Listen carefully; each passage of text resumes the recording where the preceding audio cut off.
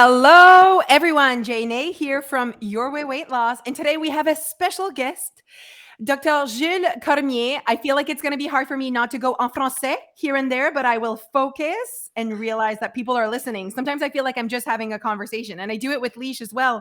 And then I listen after. I'm like, oh my God, I said like 3 sentences en français. But the people know it. The people know that it's just part of my charm. Welcome. Thanks for having me. Super pumped to be here. Super nervous, but super pumped. Oh my Remember, gosh. people need to know, they need to hear you. They need to know that you're there. Yeah. Most people are not watching. Okay, So awesome. that's funny. So if you want to see what just happened, you need to go on YouTube because he's just like, he started nodding. Yeah. Well done. Hello. Listen, we invited you to here today with us, and why you're actually, it's quite fun and ironic, but tons of our members are like, oh, he's my doctor. He's my family doctor. It was so sweet. They like absolutely love you. And I mean, I like my family doctor, but I certainly am not like, oh, that's my doctor. Yeah. So you obviously give them a feel good feeling. And the reason why we chose you, you are a doctor, family doctor in our community here in Moncton. And the reason why we asked you to be here and we chose you out of all the doctors is because you have been such a, I'm not gonna say you're a fan of your weight loss, but you've been such a an advocate for us, and you've spoken highly of our program to your patients. You've also went out of your way to make me personally feel proud of your weight loss. I just want to say thank you. Like you've really shown interest in what we do, and you've really valued our program, and we appreciate that. Well, it's great. All the feedback that you guys are getting from the patients I'm seeing is making it all worthwhile. And I think your program was the missing piece, was exactly what people looking for weight loss needed. The people know what's healthy, what's not, but they need to know the practical pratique, practical tips on how to get it done on a daily basis, right? Well, I mean, you're going to obviously use that, Leash, in the thing. Like, you're the missing piece of what the humans needed for weight loss. That was like not even 2 minutes in, and we've got some gold right now. And you know what, Jude? We say that all the time. When people are like, where did this, idea come from? And we just felt like there was space for this message in the world, in the weight loss industry. And sometimes, we are part of the weight loss industry. I don't want to say we're part of the diet industry. We're part of the weight loss industry. But I do feel like we have that that special, unique way of achieving that and helping humans do it. So we're trying to be loud and clear about our message, and it's finally getting out there. So anyways, thank you for being here. I'm going to let Leash kind of take the lead when it comes to questions, but also who you are, what you do. Yeah. Start us off with that. Tell the humans who you are. Well, my name is Jules. I'm 40. I'm a family doctor since 2007. I studied in Sherbrooke with practice in Dieppe. My practice is a little bit different from a usual normal doctor's practice, just because I teach at a medical school, and I work at, we call it the family medicine unit, is where the interns come to do their internships. So once they've gone through medical school, they do 2 years on the job training, and we're their supervisors. So we're used to seeing young doctors, full of piss and vinegar and super motivated. And I think that kept my approach relatively updated and young and fresh, where, I mean, the new doctors that are coming in are much healthier than we were back in, look, when I started, I was craft dinner, Red Bulls, and just trying to keep my head above water, honestly, right? Just kind of working 15-hour shifts and just trying to struggle to get a bite in. I mean, we're seeing the new doctors come in with a more balanced lifestyle. They're looking out for their health. They're looking out for their mental health. They're eating better. They're more active.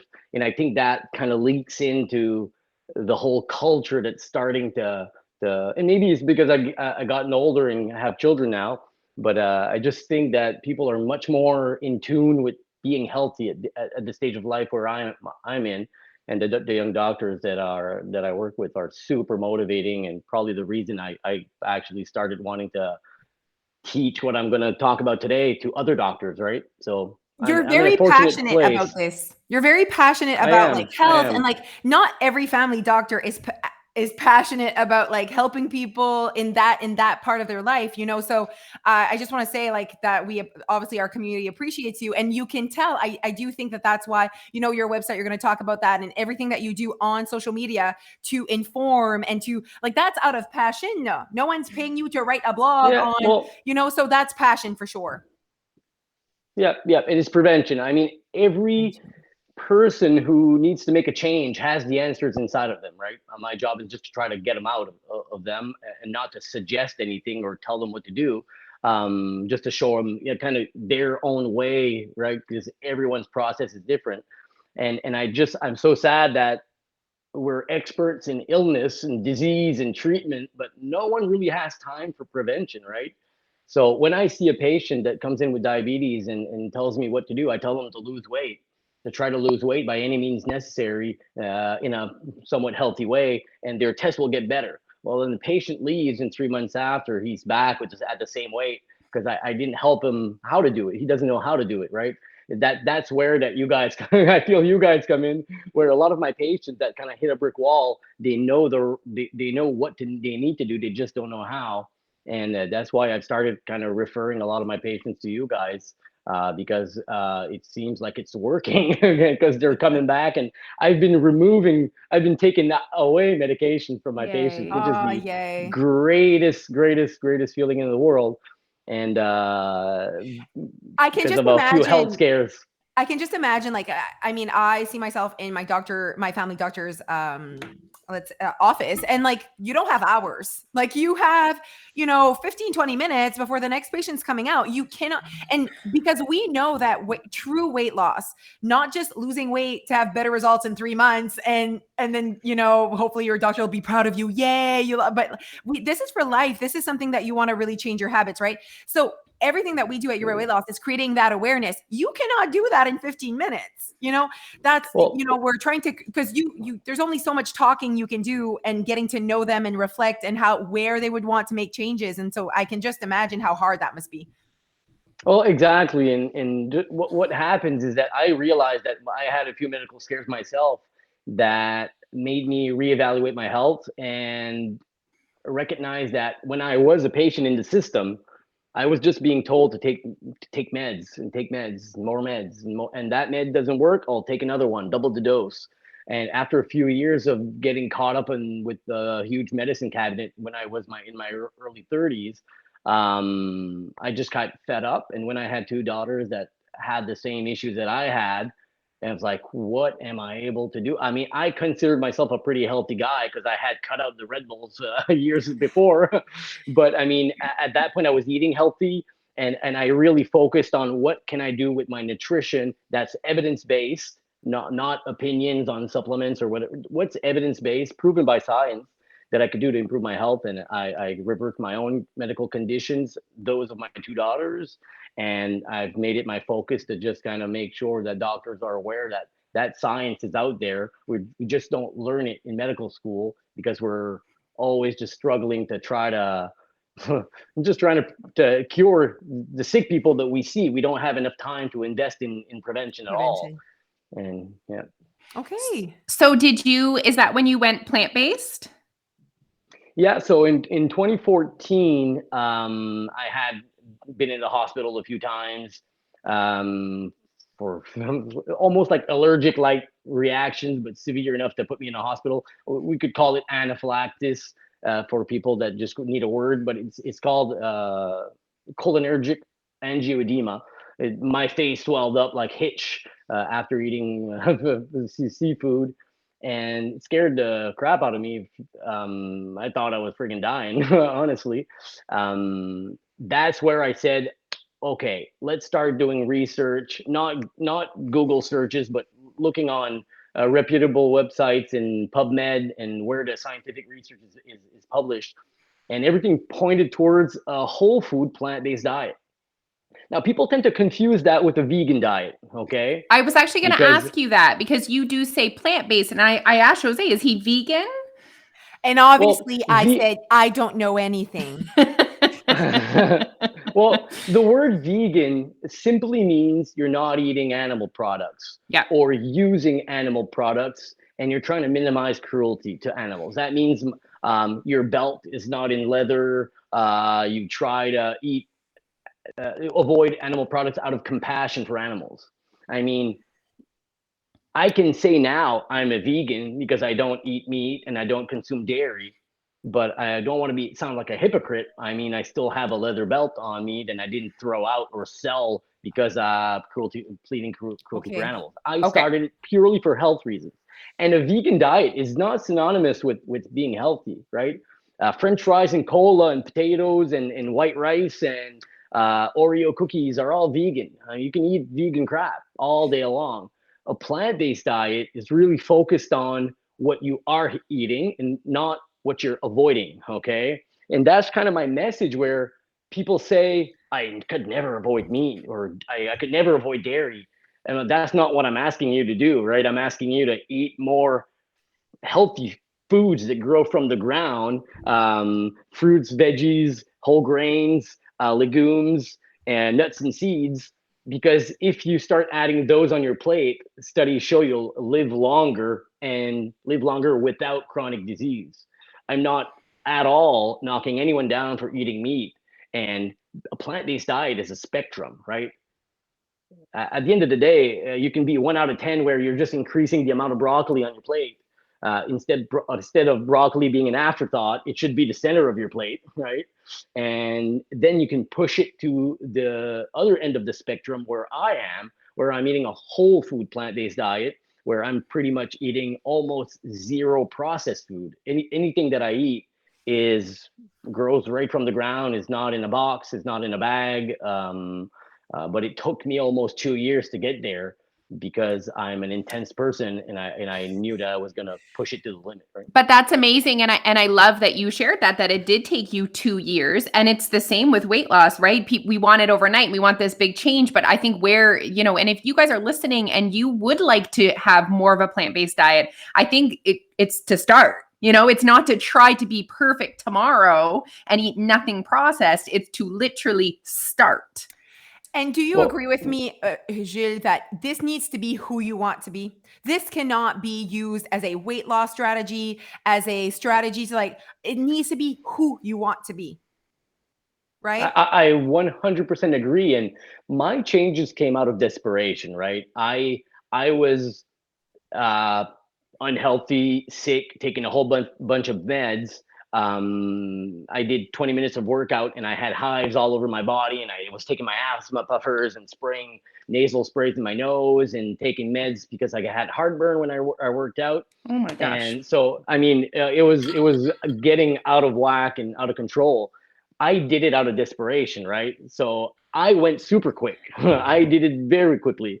Overnight, I was like, hell with that. The science says if I do this, this, and this, I'm going to see these types of results. And so there was a relative emergency in my mind and in my body, right? Most people that are feeling great saying, why would I cut out meat and feel great, right? What people don't know is that trying to focus on adding more healthy things on your plate rather than cutting out the other one. Naturally, the healthy foods will crowd out the unhealthy foods with time. And like I say, I'm a super motivated person, access to all the science, ton of resources, and it still took me between 18 and 24 months, because I knew that if I wanted to change my lifestyle, it had to cause as little friction with my surroundings as possible. And I didn't want to burden my quality of life or the quality of life of my family and my friends. And so, I mean, it was a long process. I mean, I've been whole food plant-based for years now. And now I can safely say I eat a vegan diet, but I eat a whole food plant-based vegan diet. All right. Okay. There's a big difference between because precision. Oreos are vegan. So Oreos are vegan, yeah. Absolutely. Okay, I have so many questions, and we haven't. This is like I'm like this. Okay, wait. I want to ask something. It wasn't on the question list, but I want to know, what did you eat for breakfast? What was breakfast this morning? Oh, awesome. So this morning was whole sprouted oats a tablespoon of chia, hemp, and flax, a teaspoon of cinnamon, of ground cinnamon, obviously, kashi granola in it with half a cup of blueberries, of raspberries, of blackberries, and 2 dates that were cut up in small pieces. So that's my go-to breakfast, because with that you get your protein, you get your carbs, you get all the antioxidants and vitamins. And if you would count your, I focus on counting my micros instead of my macros. Okay. So counting vitamins and minerals and antioxidants for me, for my health, is much more important than counting carbs. And so I don't believe in low fat and high fat. And my personal opinion, based on science, is that I eat to be healthy, right? I don't eat for weight. If you eat in a certain way, mostly plant-based, weight loss or optimal body weight will kind of happen naturally, right? Because you're eating foods that are not calorie dense. So that's pretty much my go-to breakfast almost every morning. And it's not out of this world. People, I mean, I tell people what I eat for breakfast. It's not like I could never make that. That's complicated.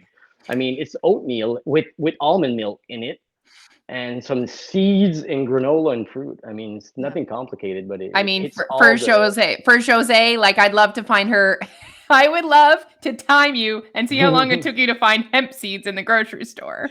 I would pay money to see that happen. Okay, Jules, okay, so your weight That's loss an doesn't inside joke disappoint that I you. clearly don't. That I So clearly my don't. message doesn't disappoint you at your weight loss. Obviously, you support my message, but I don't know if my lifestyle would disappoint you.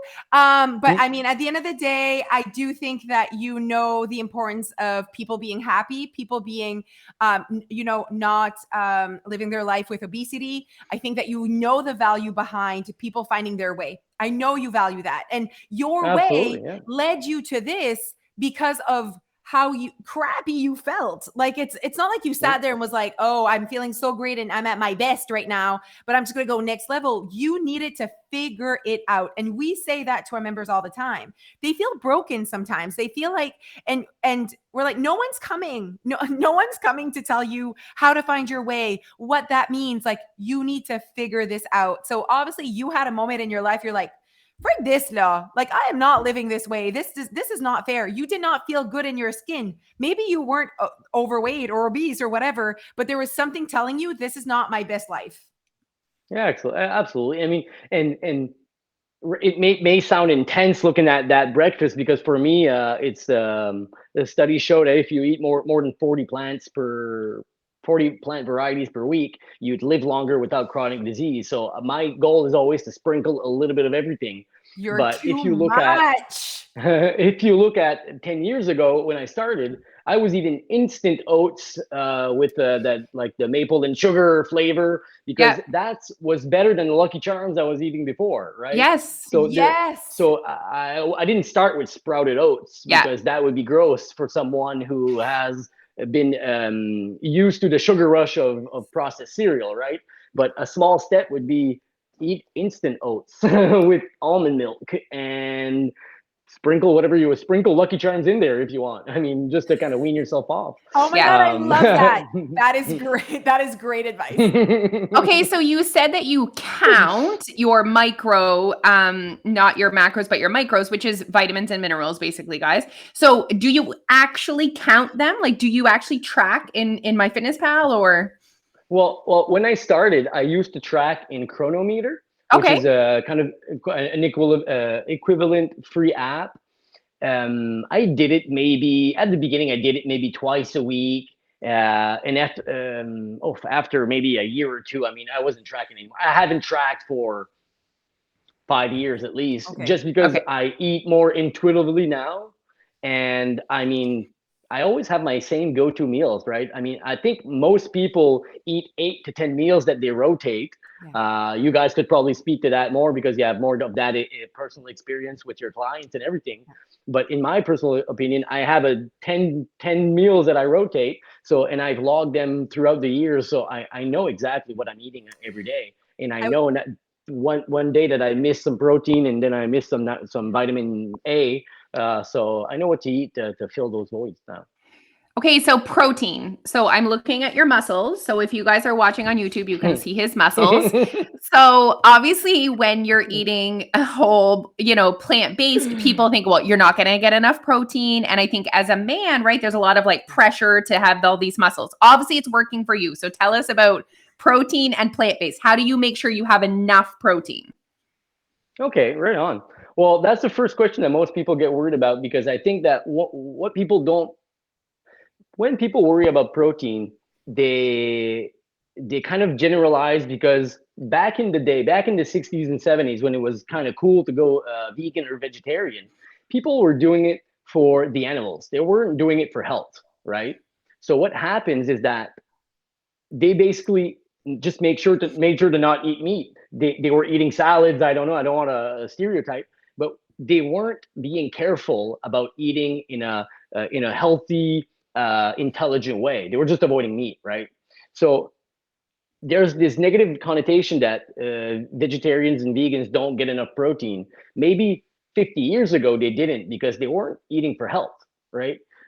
Plant-based protein, if you want to go whole food plant-based protein, I mean, it's pretty darn simple. It's nuts and seeds. It's legumes, so chickpeas, beans, lentils, and it's all soy products like soy milk, edamame, tofu, tempeh. I eat these things on a daily basis. But if people say, oh, gross, I wouldn't eat that, I didn't start there. I started with plant-based meats, plant-based burgers, faux meats or fake meats or mock meats or tofurkey or whatever. I mean, I started with these things, plant-based sausages, Beyond Meat, Impossible Burger, all these things. They're as rich in protein as animal protein, but they come with fiber and minerals and zero saturated fats, zero trans fats, so all the fats that are highly inflammatory. So when I started, I had a transition of more the processed plant meats, and that lasted. And I still have a Beyond Meat burger. I mean, I still have processed meats here and there, but my transition needed that because it needed to be similar to what I was eating before. So I just kind of veganized I love that. I just veganized the meals that I was eating. So instead of using a beef burger, it became a plant-based burger. So what, like, would you tell people a number grams of protein? Like, what's enough protein? Like, I'm just curious.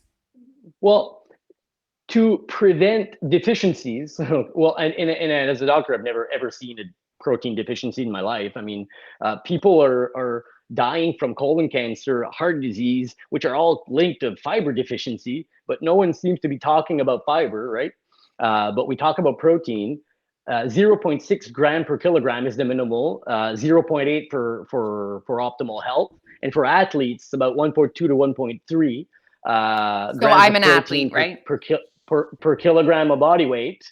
And for bodybuilding or muscle building is 1.4 to 1.6. So, I mean, there's different reasons to eat more protein. I mean, protein consumes more calorie to digest than fat and suppresses appetite. So for weight loss, it might be a tool there. For athletes that want to build muscle, I mean, you can increase your protein, but people tend to associate protein with health, right? And it's just a macronutrient like anything else. I mean, you're not going to be healthy because you ate. I have 100-pound patients that are 5'1" and 100 pounds that are eating 130 grams of protein. That's much more than I eat.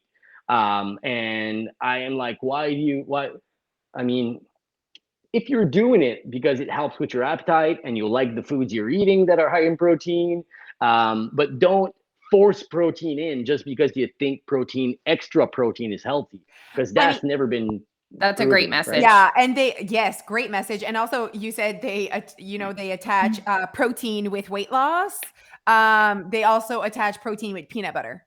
So like, well, yeah, people are confused. Yeah, good point. Okay, like peanut butter is not a protein source, it's a fat source. Well, it's very interesting. Yeah, it's a super calorie dense and micronutrient poor source of protein. Yeah. So whoever was their marketer, they rocked it.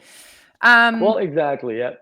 Okay, I keep asking you questions that are not even on our list of questions, but this is the last one, I promise. Okay, wait, Leash. I can tell, like, this is Leash. Like, she is like, I'm in it. she is excited. She's in right now. She is in. All I'm in. here quiet because I'm just like listening. So that shares our personality. Like Alicia, she's the like content person. She like gets in so much content, so much podcast. She reads stuff. I'm just like, Yeah, so I'm learning a ton.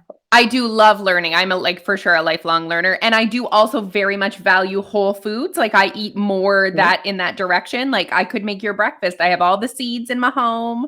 Okay. I want to know about protein powder. Like, do you consume pea protein powder? I do. Yeah. Pea and brown rice protein powder. So, I mean, I eat protein powder because I work out at least an hour almost every day. I rarely rest, so I'm always in constant need of more protein. And after a workout, I mean, in the kind of 1 or 2 hours after, if you want to maximize protein synthesis, it's really reasonable to use an easily digestible protein powder. So I use a plant-based protein powder that I buy in bulk at Costco, right? The cheaper the better, but I do know what's in it, and I do know it's vegan, and there's no milk powder in it. And it comes with the added benefits of having plant-based protein. Plant-based protein is just a healthier source of protein than animal-based protein, right? So if your goal is health, it's a better choice. I love that you're saying that because you're obviously so like next level healthy, because we find that like I personally do consume protein powder as well. I also it's a pea protein powder and I bake with it and make, protein cookies and all that stuff. But I find sometimes our members are apprehensive to make that a part of their lives. They see it as almost like bad.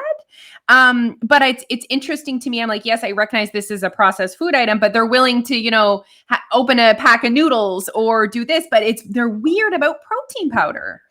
That makes me want to speak about processing and food processing. Obviously, a minimally processed diet is pretty much what I would try to promote for health.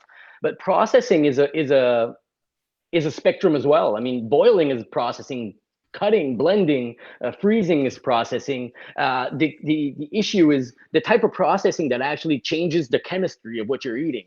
That's where you want to avoid it, right? But eating plant-based protein where vegetables and grains have been dried up, dehydrated, and blended into a powder, I mean, that's not super unhealthy processed food, right? And obviously, if you're eating protein, and if you're eating protein because you think protein is healthy, there are more nutrient-dense foods than protein powder, right? So it's always the question of, are you eating a protein cookie for breakfast because you think protein cookies are healthy? Or do you eat it because it fits in your lifestyle and you like it? Because you could definitely be eating unprocessed peas in forms of green peas, right? Yeah, no, that would be even better, right? Because we see our members, we have a cookbook, and there's protein powder in some of our protein cookies that we make, whatever. And we're trying to just be fun, give ideas, And they're always like, "Can we make this without protein powder?" Like as if protein powder is this thing that's going to make them bulk up, or it's just. Well, yeah, weird, I mean, relationship with it. Excess protein will not cause you to bulk up unless you're excessively resistance training, right? And the most important thing is that if you're doing cardio, you're not going to build muscle because it's resistant training in a calorie excess that causes muscle building. It's not eating protein, right? Perfect. And protein will get transformed into glucose and used as your fuel more than muscle synthesis if you're not eating in a calorie excess and if you're not specifically resistance training. So no one should fear protein, and no one should avoid it, and no one should think that eating 120 grams of protein when you weigh 100 pounds is makes you healthier in any way. That protein is just simply going to be transformed into glucose, just like if you ate carbs. It's the same the same 4 calories per gram as carbs, and it'll just get transformed into carbs, right? But as you said, if that person is eating high protein because it makes them feel good, they like the food that they're eating, whatever, then go for it. But don't think that Absolutely. that's what you need to be considered healthier. Like, I'm eating mostly protein, like, okay. Absolutely. I totally agree with that. Yeah. So amazing. Good. Such a good chat. Okay. All right. Is it safe to eat tofu or soy every day? Because soy kind of got a bad rep.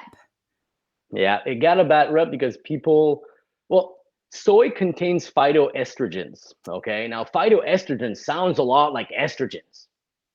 So people panic. Phytoestrogens are what we call a selective estrogen receptor modulator, or SERM. SERM is a type of medication we give to people who have breast cancer so they don't have more breast cancer. Okay.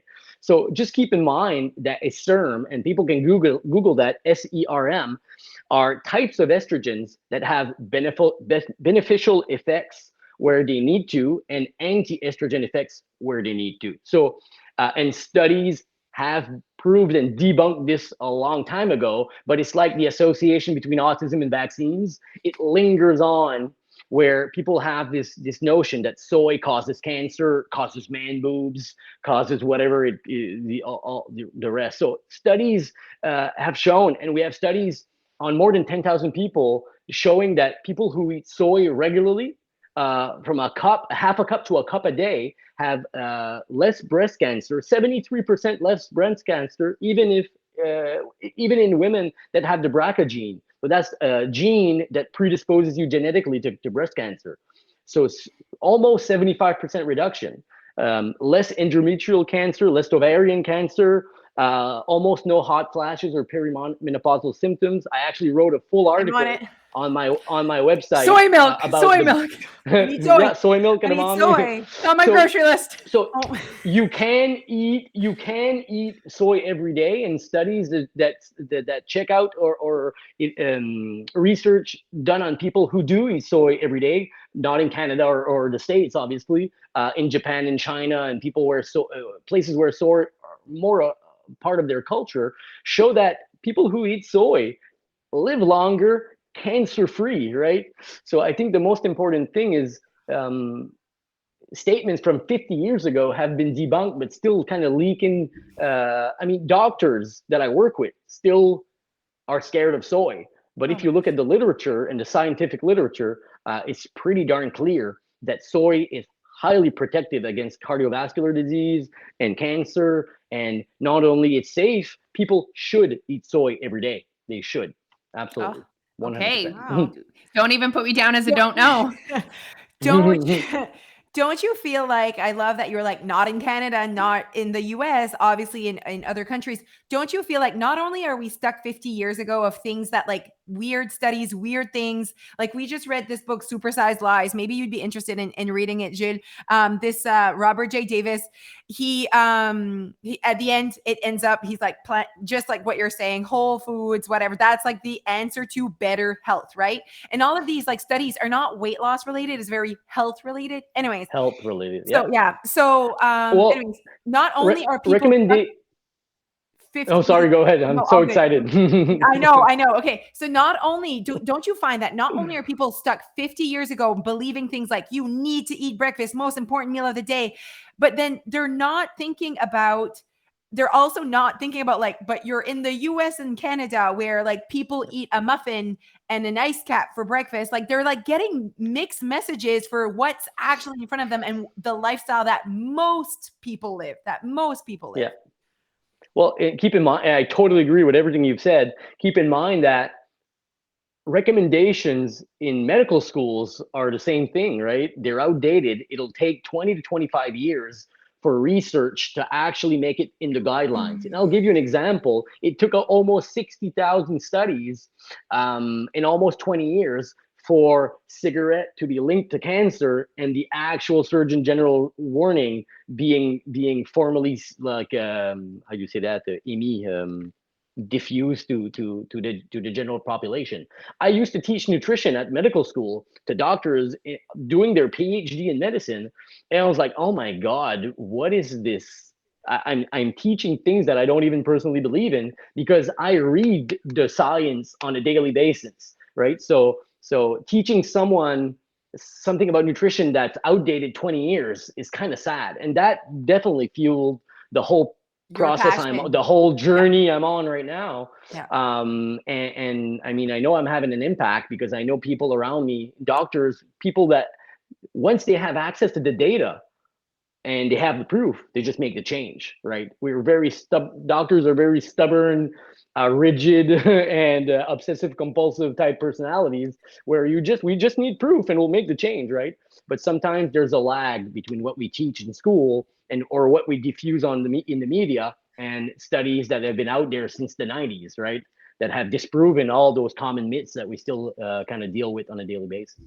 Amazing. Okay, so we kind of already touched on this because you had said that when you first started, you kind of did turn to the like faux meat, alternatives. Are they as bad as processed meat? So like obviously like, a slice of ham, you could get like fake ham. I don't know. Is it as bad?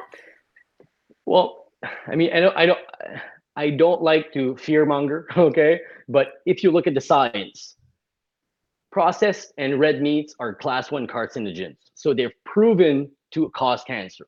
There's no doubt. So all deli meats, salami, pepperoni, hot dog. I think everyone knows about hot dogs that it causes cancer, right? But all processed meats, deli meats, and red meats are associated with cancer. That's proven. Don't hate me for it. I'm just saying what the science says. Now, health is a spectrum, right? So on one side of the spectrum, we have processed and red meat. On the other side of the spectrum, we have whole food plant-based proteins. And in the middle, we have faux meat, okay? So if we compare a Beyond Meat burger to a beef burger, okay, and we break it down according to nutrient, the beef burger will have protein that the Beyond Meat burger will have. But if we break it down to the rest, saturated fat, you'll see it in beef, 0 in plant-based meat. Trans fat, you'll see it in beef, 0 in plant-based meat. Fiber, 0 in beef, you'll see it in plant-based meat. Antibiotics, hormones, carcinogens, you'll see it in beef, it's not in plant-based meat. So it's funny because people don't understand that processing is a spectrum, okay? And they'll say, oh, fake meats, it's processed foods, processed crap. I'm eating the real thing, I'm eating beef. But if you look at the science, a processed burger, a plant-based burger, is worlds ahead in terms of health as a beef burger, right?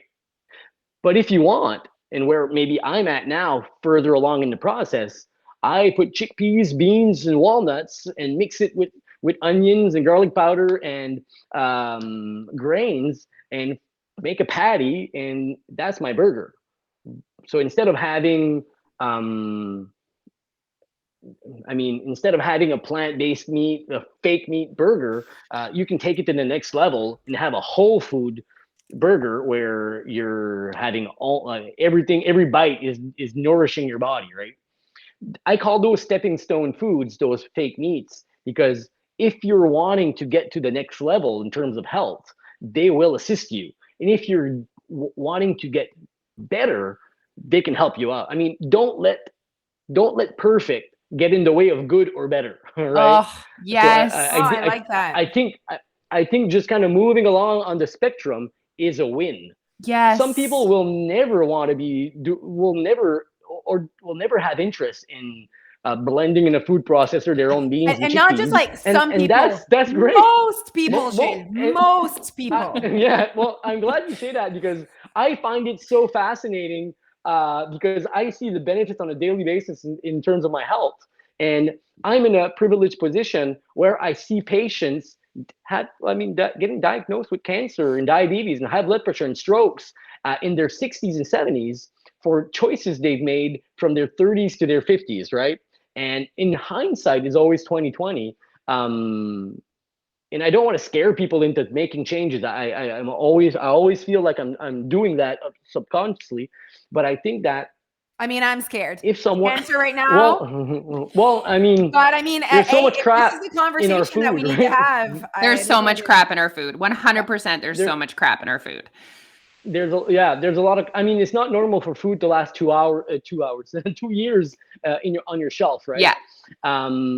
So people kind of forget about that because it's become the standard, and we quickly forget that a generation or two ago these foods didn't even exist. Right? People for millions of years have evolved on a whole food plant-based diet with a little bit of meat, with no hormones and no antibiotics and no carcinogens in them. And within 1 or 2 generations, we flipped everything upside down, and we're wondering why people get so sick, right? So I kind of went on a tangent there, but I just want to say, like, I am plant-based meats are someone, good. I am someone that's like not close to what's happening in this conversation, but I want to say this. I'm also someone that is like, I don't do things that I'm not willing to do or ready to do. And I'm like so transparent with that. And I don't do shoulds, like you should do this or whatever. But I also am really inspired right now by this whole conversation. Like I really am. Like, so I wanted to put that out there. I hope people that are listening are feeling the same as me. If you're like Jose, which our listeners know us, Gilles, they know how Jose is. And so I do feel like there are Joses out there listening, and I'm like, hey girls, do you feel the way I feel about this? I don't know what this means. But I'm flirting with what you're saying. Well, and I would say when people ask me, give me some tips on how I can go more plant-based, I'd say take meals that you're kind of already eating and just trying to modify one variable, right? If you're eating oatmeal already, well, it's very easy to hide some chia seeds in there. I'll give you an example for our kids. We eat a lot of white potatoes. I think white potatoes are super super popular in our corner of the world. We blend cauliflower, half potatoes, so that our kids are just used to that. And with time, with throughout years, we've decreased the potatoes and added and increased the cauliflower, right? So the most important thing is just so that the changes, they creep in very slowly, right? People can look at their lifestyle and say, well, you know what? Instead of a whey protein, I'm going to eat a plant-based protein. Instead of a powder or a plant-based protein powder. Well, instead of a hamburger, I eat hamburgers all the time. I'm going to eat a Beyond Meat burger instead, right? So it doesn't need to be a drastic change. It'll be a small step in the right direction. And when people get that feeling that, oh, that wasn't a big change, nothing has changed. I mean, the burger still looks the same. It still tastes the same. It's healthier. Maybe years down the road, because that was just my reality is it took years, right? It's not like in a week I started to make my own my own chickpea burgers, right? I just got so used to feeling good that it was like a self-fulfilling prophecy where I got so happy with feeling happy. My mental health was better and my physical health was better, that it was self-motivating for me. And that's why I continue to kind of push the limits, right? That was amazing. I don't want this to be over. I want to have the conversation between, because you've kept saying it, and thank you for that. Like, you keep saying for health. This is good for health. This, like, health always, and that I think is the important message here. But you know that most of our followers are looking to lose weight. Can we just have the shortest conversation that we can have? I mean, with me here, but on that side of, you're not doing this for weight loss. This is not the intention behind this conversation. So just, can we talk a bit about weight loss and plant-based and just. Well, I'd say just so happens that the diet that's been proven to improve health, be the best diet for the planet, be the best diet for the animals, is probably the best diet if you're on it and you can stick with it for optimal body weight, because you're naturally removing all the calorie dense foods from your diet. The only thing that's left is nuts and seeds. If you're eating whole foods, or mostly whole foods, you're adding fiber to almost everything you're eating, which creates bulk without calories. Okay. And what people forget is that, and I wrote an article about it on my blog, a calorie isn't always a calorie. Depends on what you eat. Okay. So 100 calories of carrots is not absorbed in the same way as 100 calories of cola. Okay. The 100 calories of cola will spike your blood sugar, cause fat storage and cause an increased appetite an hour or two later, whereas 100 calories of strawberries will take you 25 minutes to eat, feed your gut bugs that'll send signals to your brain and decrease your appetite at the next meal. So there's a lot of signs there that people aren't aware about, where if you're eating plant-rich foods, they're not only rich in water, rich in fiber, they feed your gut bugs, and your gut bugs reward you by producing short-chain fatty acids, which is a chemical that then crosses your blood-brain barrier, goes in your brain, and suppresses appetite, right?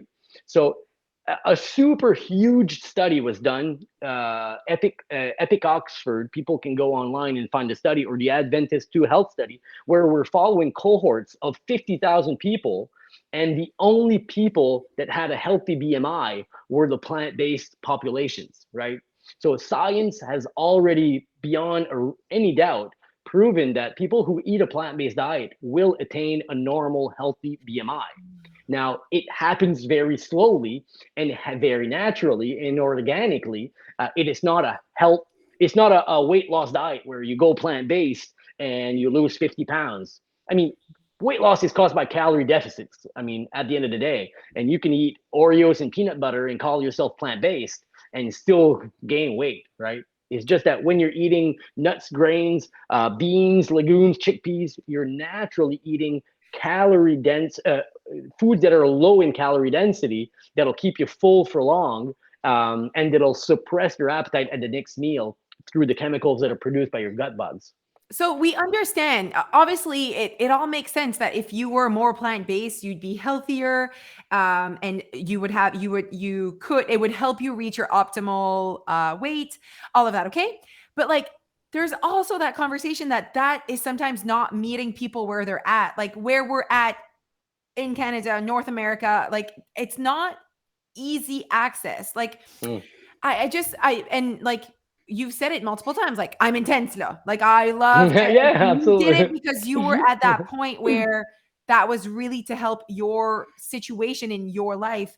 So I do feel like there needs to be that place, as well as even for that study. Of course, that they had better results, but it doesn't take away from the fact that is a lot of work and that you need to want to do this. But there's that conversation as well that your way is very important, but knowing all of the things. So now I know all of those things that you just told me. They add content and knowledge in my brain that I can now use to create my way. Does that make sense? Like, I think that would be the best message today. And I know 100%. like, go and change this. This is the only way you won't have cancer. No. Like I do feel like people need to understand that it is still about you creating your way and having all of this knowledge. You guys, like, we're having pretty epic conversations on our podcast with different humans. And I do feel like it's important to have all of that. And then you go and figure out your way and there are things that Jules said that I can fit in my life. I know. Absolutely. Yeah, me too. Like it's super inspiring. It's very inspiring. Very inspiring. Okay, so I want to tell you guys that Jules has agreed to come back to talk about, because I asked you guys for questions and we got so many kid family specific. And so I'm super excited that he's going to come back and do another episode. And we're going to talk all about plant-based with kids. And maybe we'll update you. Jose and I will be drinking soy milk by then and making chickpea burgers. Who knows? Love that. Not chickpea burgers, but I do feel like there's a place for me to improve here. Okay, but I would love to know, our last question before we let you go. I would love to know, what is a go-to family meal in your home? Because you have daughters and you all eat the same way. Is that correct? Yeah, both of my daughters, we have one rule here, is that you eat the way we eat at home and you eat the way you want to eat when you're not home. Okay. So that most of your meals are plant-based, but not fully. And there's unlimited access to fruits and veggies. So we will never, if it's midnight and you want to eat an apple, you can have an apple. We do not refuse ever fruits and veggies. So same rule as process. Yeah. Same rule at my house. If they, you know, if I know you're not, you can always have fruits and veggies. Like, I'm not saying kitchen's closed. My husband.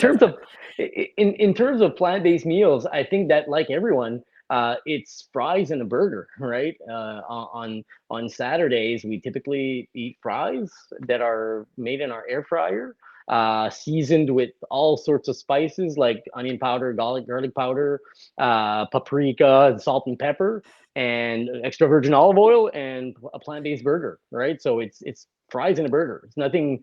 We're not eating kale, raw kale out of. I mean, we don't do that here. I don't even eat salad. I've not eaten salad in like 10 years. So Oh, people assume that we eat salads. I mean, salads are great. They're super healthy and nutrient dense and awesome and low in calorie, but we don't do that here because it's not us.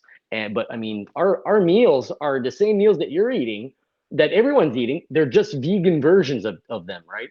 Yeah. So we're not eating a head of cauliflower raw. I was talking to Melissa, your beautiful wife, who is my hairdresser, Mm. and she was saying she was just telling me how she really enjoys her meals. Like she's like, people think we're like miserable and eating, and she said I absolutely loves my smoothie bowl. Every time I'm done, I wish I could just keep going. She also is a foodie. I know that Melissa loves to eat, and so but she started after you started, correct? Like you started first, and Yeah. then she kind of got into it. But she says, and she's also has a guys, she looks great. So obviously it's not, she doesn't have a protein deficiency because she's eating plant-based. She also has muscles, and obviously takes care of her health and weight control. And, you know, so, I mean, it's certainly working for the Cormier family, not the same Cormier family as my family. oh my God. We should have him come over and go into your pantry and your fridge. Oh my God, that would be so fun. Like kind of like Jillian Harris style. I love it.